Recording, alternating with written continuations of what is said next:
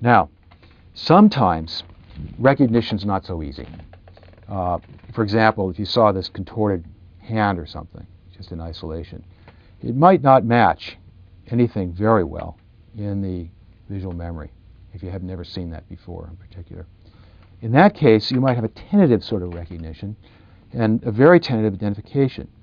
So when the information is not very good, you don't recognize with great confidence, you may have a tentative identification, sort of like a hypothesis. In those situations, the frontal lobe is allowed to run to completion. It's always sort of looking up information in the brain and planning what to do next. Say you thought it was a hand, and it's closest to being a hand in terms of recognition, and you tentatively identify it as that.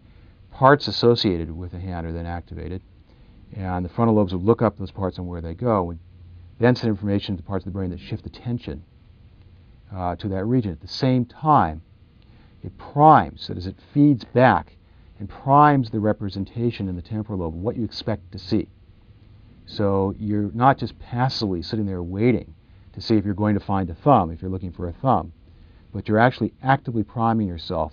So as you shift attention to where you expect to find a thumb, you're set to see the thumb. And that turns out to be a critical fact for mental imagery.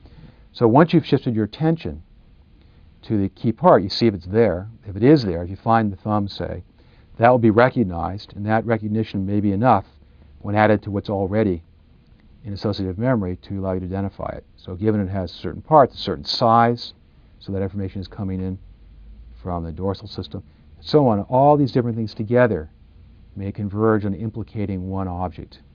So you say, it's a hand. Now you don't have to say that, but your brain sort of converges in, and the representation of hand gets